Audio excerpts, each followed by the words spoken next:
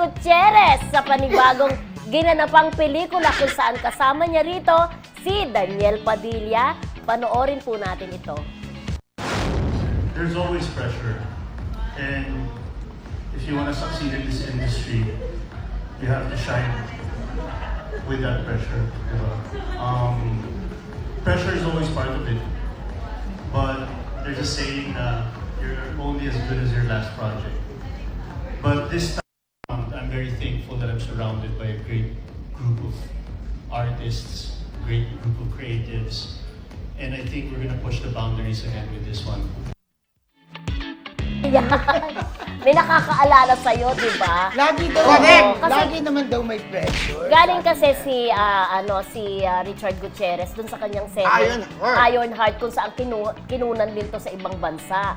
Kaya grabe ang doon, grabe din ang action Action doon. scenes, oh. Kaya matindi na yon kaya pressure daw talaga sa kanya itong Incognito dahil mako-compare yun dapat mas ma-action, Kung hindi mas manigitan, better. di ba? Oo. Kaya yun ang pressure sa kanya, inamin niya na nape-pressure din kahit papaano. Pero alam mo yung pressure it's a good feeling. Parang mga mga singer na maganda raw yung feeling na kinakabahan ka pa. Yung mga ganon. Kasi pagka mga ganon ang pakiramdam, mas ginagalingan mo pa. Pero Pag may ganon. sinabi nga si Richard na you're as good as your last performance. Oo, Parang oo, ganun, oo, di ba? oo. So, pero ito dito, dapat pakita niyo na okay na. Lahat naman lagi may pressure, kahit naman sino Yes. mga sikat na artista, di ba? Nakakaramdam. Nakakaramdam ng pressure. Kung abawa, Kasi kung hindi ka nakakaramdam ng pressure, mayabang ka na. Oo, Ang huwag kang dating. magpakampante. Oo. Kagaya ng Hello Love Again, di ba? Kahit pa paano. May ramdam pressure, pero tinrabaho nila. Correct. True. Hindi sila nagpakampante. Talaga, Oo. nilibot nila yung buong mundo Kahit para mapagod i-promote sila, di ba? oo. Pero kita mo naman, ang naging resulta. 1.4 billion in December 1, di ba? 1.4 billion, tama ba? Parang 1.4 ganon. billion. Nag-chat kasi sa akin. Parang si yung mga Catherine. ngayon, entries ng MMFF, Diyos ko, lahat sila pressured, no?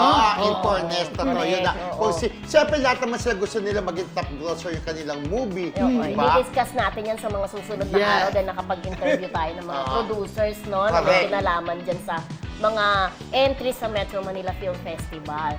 At Yes. syempre, pressure talaga dahil first time, hindi naman first time dahil nagkasama na sila ni Daniel Padilla, di ba, dun sa La Luna Luna Sangre. At Tama saka ba? parang nagkasama rin sila sa Got to Believe in Magic, si Daniel at saka Hindi, si Ian Veneracion, Veneracion. oo, Di ba tama? nagkasama sila. Nagkasama Oo. sila, Ian at si Got to Oo. Believe in. Yung andyan pa si Manilyn Reyes. Kaya Correct. kumbaga, nakita mo yung bonding nila during the tapings. Tsaka nung press ko natin, talaga makikita mo yung closest ng buong cast. At Oo. Daniel kay Ian, Daniel kay Ironheart. Comfortably kay sila, Richard. no?